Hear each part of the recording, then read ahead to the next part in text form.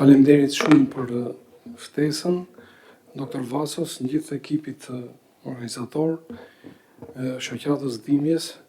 Një nga arsyet pse kam botuar një punim lidhur me këtë çështje është sepse në fakt neve kemi një numër shumë të madh pacientësh, të cilët dyshojmë se kanë edhe një background psikologjik, psikopatologjik për dhimbjen kronike, edhe nganjëherë është shumë e vështirë për klinicistin që të ndajë se cili është primo movens ose burimi i parë i dhimbjes kronike, që është në mendimin tim ankesa më e shpeshtë me cilën hasemi në punën e përditshme në neurologji dhe pse jo edhe në fusha të tjera. Parafolësit në mënyrë shumë koncize dhe interesante sqaruan disa aspekte antropologjike të dhimbjes. Nëse i referohemi etimologjisë së termit, pavarësisht se dhimbja në shqip nuk konkordon me termin pein as me atë dolur të latinëve, por është konceptualizuar si ndëshkim, sepse poena është termi burimor i dhimbjes. Në aspektin gjithmonë antropologjik. Një gjë shumë interesante që ja vlen që të mëshohet është modeli mekanistik i dhimbjes, mbi të cilin bashkë me Dr. Vason, profesor Devori, që sot vetëm më referoj online për arsye që dihet sepse nuk mundi të vinte, por që kemi bashkëpunuar ngushësisht lidhur me modelet e dhimbjes fantom, ka pasur një model mekanistik të dhimbjes dhe kjo i përket një periudhe mjaft të largët, Descartes, i cili i konceptualizoi rrugët ndjesore që çonin drejt korteksit që në 1600-ën. Domethënë, pa pasur fare nocionet e elektrofiziologjisë, pa patur dieni për potencialet e veprimit, pse jo edhe për ndërtimin në mikro dhe makroskopik të rrugëve aksonale.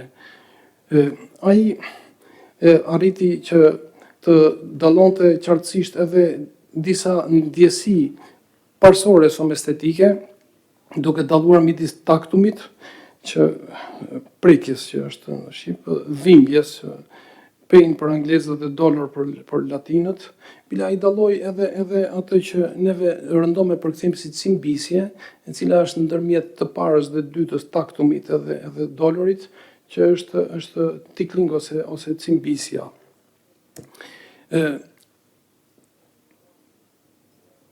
Është një imazh i cili efektivisht është përdorur kaq shumë sa që është në inflacion përdorimi i këtij imazhi, sepse arriti që të konceptoj, thashë, 1600 në aty rrotull, që rrugët ndjesore ngjiten dorsalisht, po modeli tim mekanistik e shpjegonte këtë me lëvizjen e lëngjeve në organizëm, sepse do e mos që ai nuk e kishte njohurinë e elektrofiziologjisë të potencialeve të veprimit në atë kohë.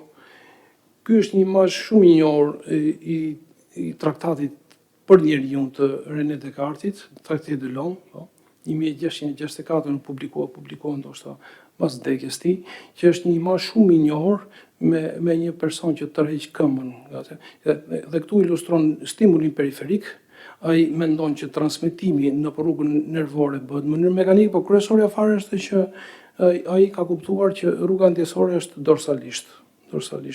Kolonat dorsale, pastaj pas kohës kolonat dorsale mbase diheshin makroskopikisht se çfarë ishin, por trakti spinotalemik kam përshtypjen që akoma nuk e kishte sqaruar kush funksionalitetin nervor. Pra,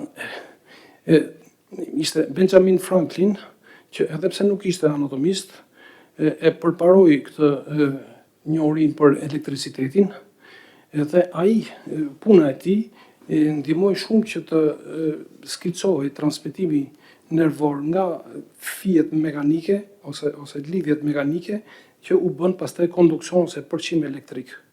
Kështu që gradualisht transmetimi aksional ose nervor filloi të kuptohej si fenomen elektrik, jo hidraulik, jo mekanik.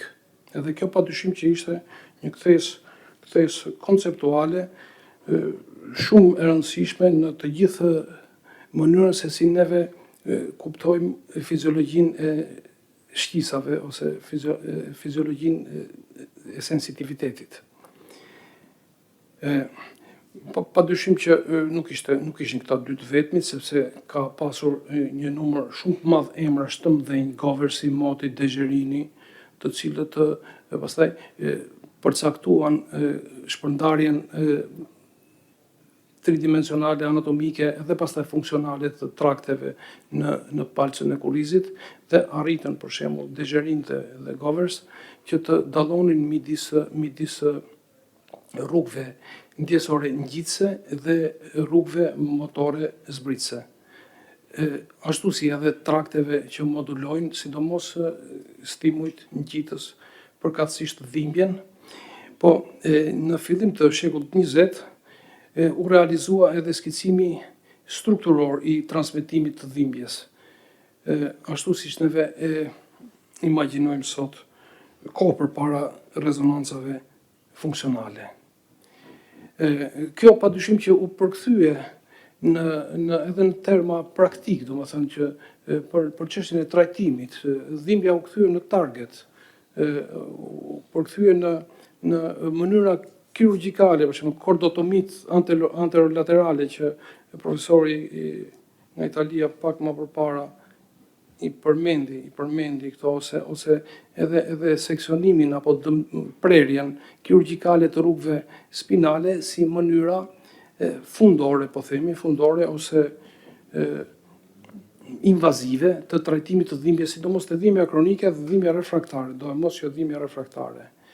Pra, gjithmonë qëllimi ka qenë që të trajtojë dhimbja refraktare, e cila nuk përgjigjet ndaj terapive konvencionale, midis të tjerash edhe me ndërprerjen mes të traktit të spinotalamik ose trajtimit spinotalamik. Të gjitha këto u bën përpara 1952-shit, kur mës pari arritën të regjistroheshin potencialet e para të veprimit Hodgkin dhe Huxley në aksonin gjigant kallamarit.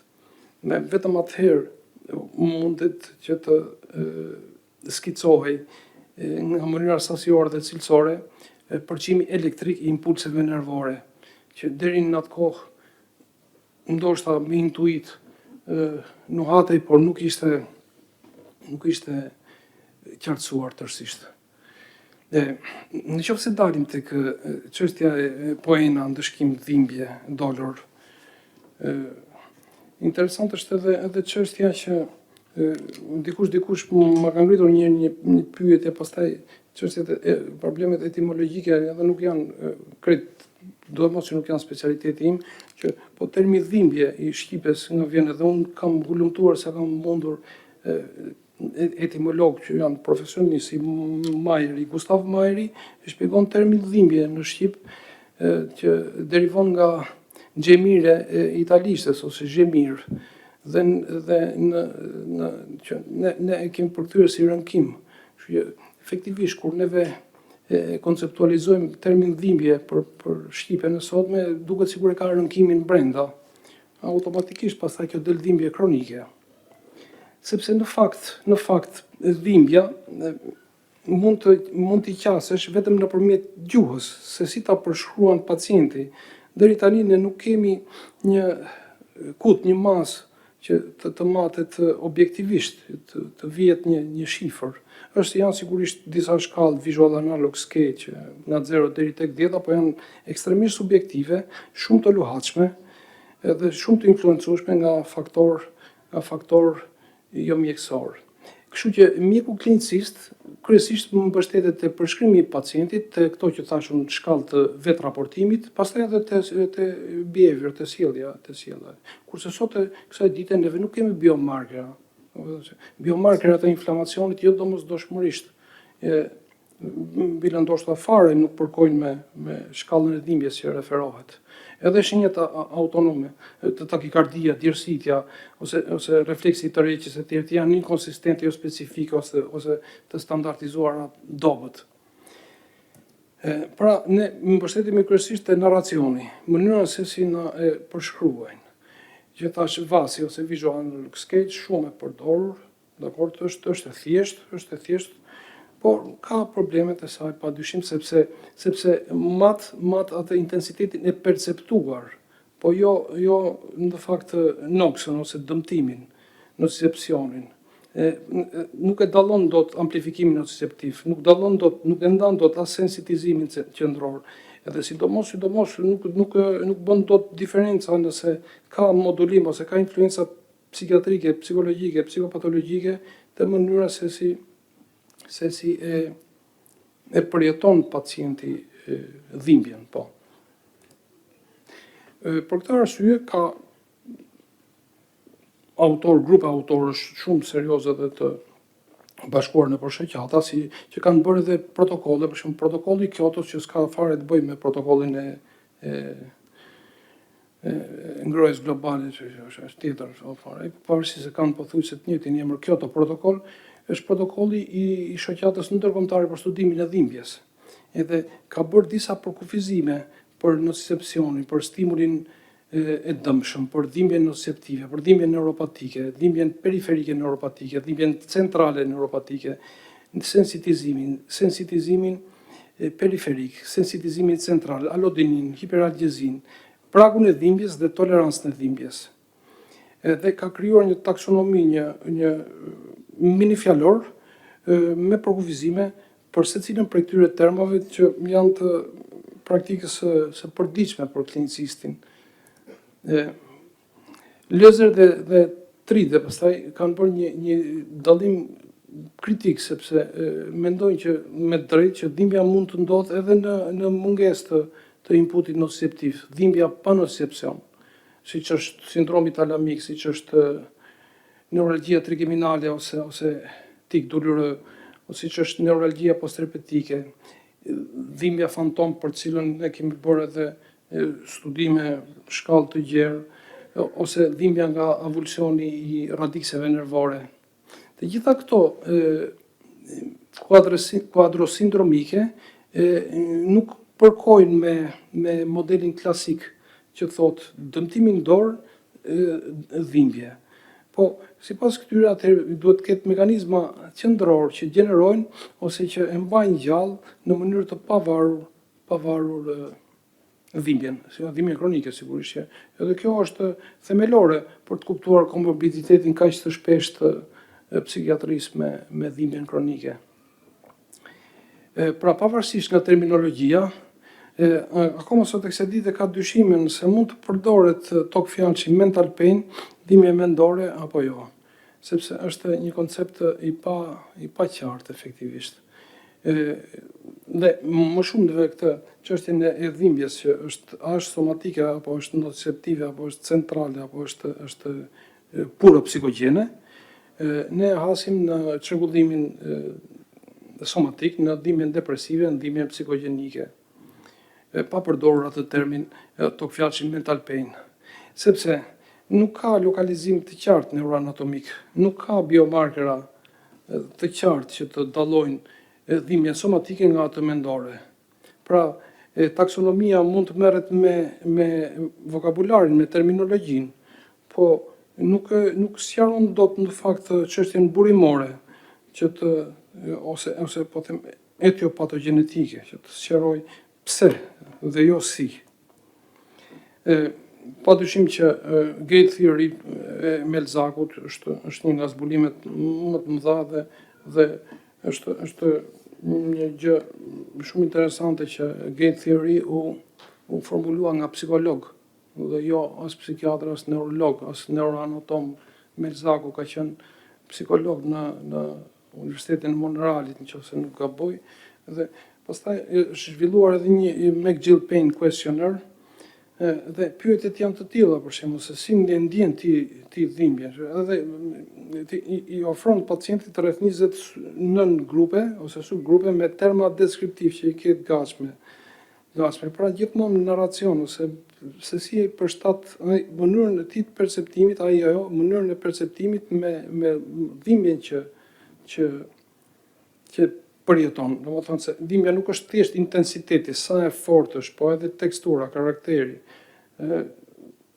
temporaliteti, domethënë sa e qëndrueshme në kohë është, metafora, konteksti emocional, patjetër. Ky është për shembull një nga McGill Melzack Pain Questionnaire, po ka shumë të tilla, padyshim që është shumë më e komplikuar se sa ajo thjesht 0 deri tek 10 vasit, Visual Analog Scale. Pra, nëse duam që të përmbledhim këto, nuk është i vetmi problem terminologjia, sepse IASP-ja, Shoqata Ndërkombëtare për Studimin e Dhimbjes, po e ka qartësuar vokabularin, terminologjinë, që është një hap shumë i madh, po nuk ka zgjidhur dot tensionet konceptuale ndërmjet specialiteteve ose ndërmjet approacheve, ndërmjet qasjeve që bëhen ndaj dhimbjes. Pra, si kuptohet biologjikisht dhimbja? Edhe sidomos fakti që është tentuar të njeriu, padyshim të pacientët, që të anashkalohen ose të mos jepet rëndësia dur aspekteve evolucionare. Padyshim që nocicepcioni nuk ka se si të jetë produkt i njëjtë me dhimbjen.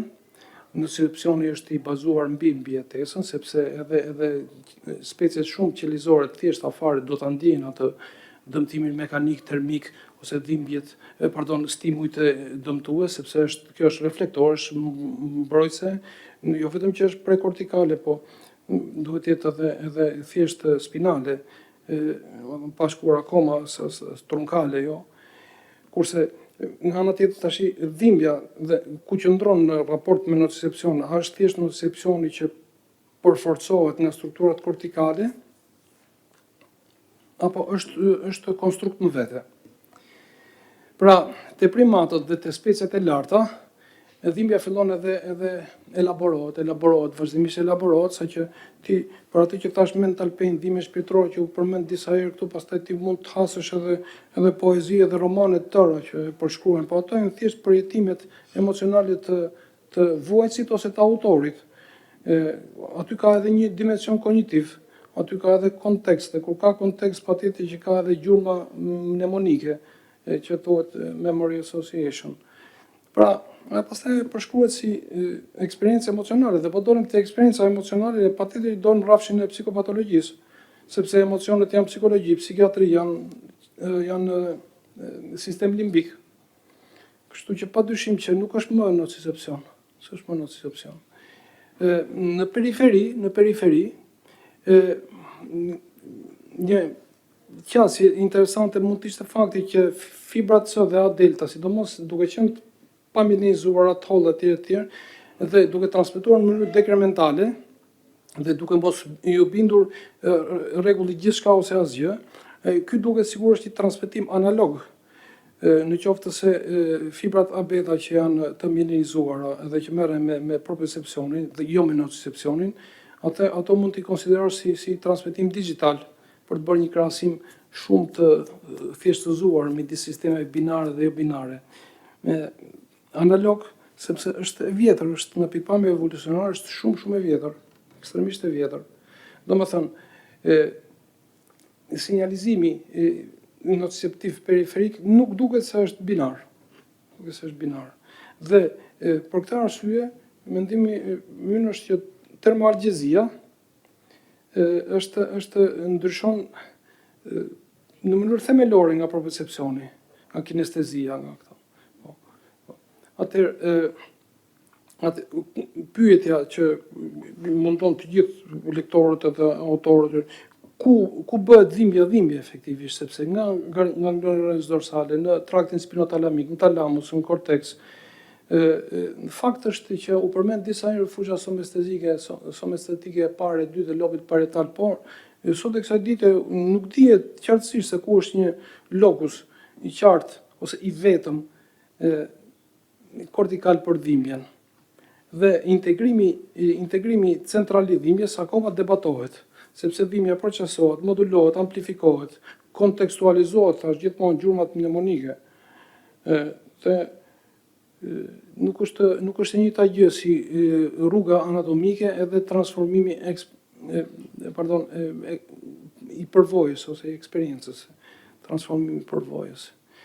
Dhimbja mund të tregoj variabilitet kohor patjetër, mund të tregoj të shfaqet sipas modeleve tipikisht individuale, mund të tregoj instabilitet dinamik dhe modelet mekanistike, si ai thjesht i fare, i Descartes është fare lehtë tash që të kritikosh gjëra që janë menduar 500 vjet përpara që është absurditet, domethënë që të diskutosh gjërat që kanë qenë në një stad tjetër të zhvillimit të sotëm.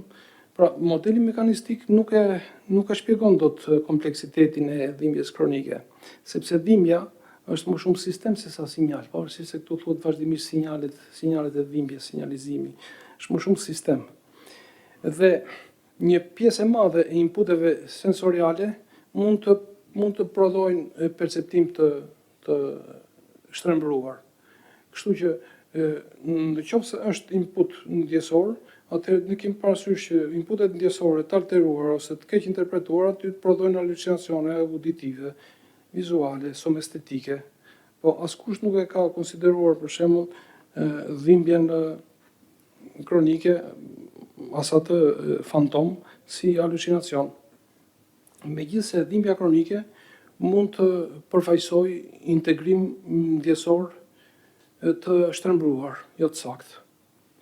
Pra ne kemi qëndrimin neurofiziologjik, sipas të cilit dhimbja kërkon patjetër dëmtim indor ose inflamacion, po kemi edhe qëndrimin psikiatriko-antropologjik, sipas të cilit dhimbja mund të burojë nga dëmtime kognitive ose emocionale, po, dhimbja mendore mund të ketë manifestime somatike, dhe për sa kohë që neve mendojmë se dhimbja emocionale ja vlen ose e meriton që të quhet dhimbje e vërtet, atëherë këto gjëra edhe mund të pajtohen njëra me tjetrën, mirë po duhet rishikuar pastaj modeli anatomik, dhe kjo nuk është gjë e thjeshtë.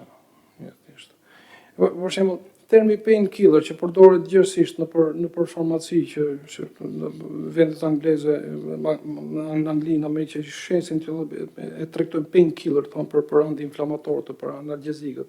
Ai nuk e meriton termin painkiller sepse dhimbja rikthehet. Qofse ti e vret, atë s'kishte si rikthehet, vetëm që ajo zbutet në mënyrë të përkohshme, por rikthehet në mënyrë të paparashikueshme. Edhe persiston dhimbja kronike pavarësisht nga terapia farmakologjike, kështu që dhimbja kronike nuk zgjidhet nga painkiller, që është edhe ky një misnomer ose një term që nga që ka hyrë gjithsesi në fjalorin e përditshëm, edhe s'mund ta. Pra kemi një rreth pastaj diskutohet që këtu hyn psikopatologjia sepse ti nëse konsumon analgjezikun krijon tolerancën, rritje të dozës, dependencë psikologjike, adiksion fiziologjik. Kështu që edhe vetë trajtimi farmakologjik që të rish ta mendosh se mund të shpjegosh dhimbjen dhe nocicepsionin,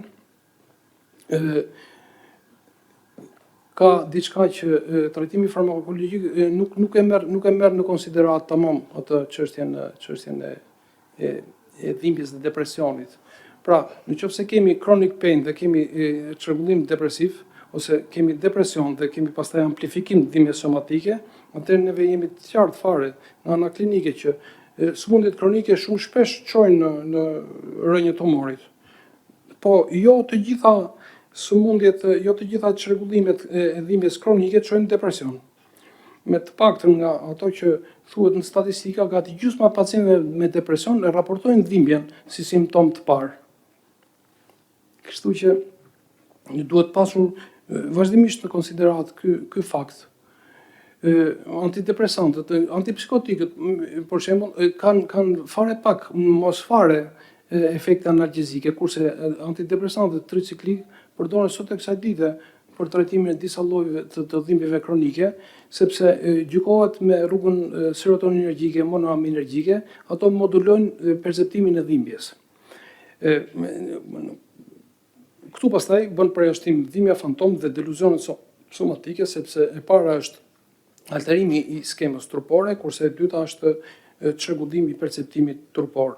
Nëse përfaqësimi kortikal është i alteruar, atëherë dhimbja dhe çrregullimi ose alterimi psikiatrik mund të kenë të njëjtin substrakt që të dyja.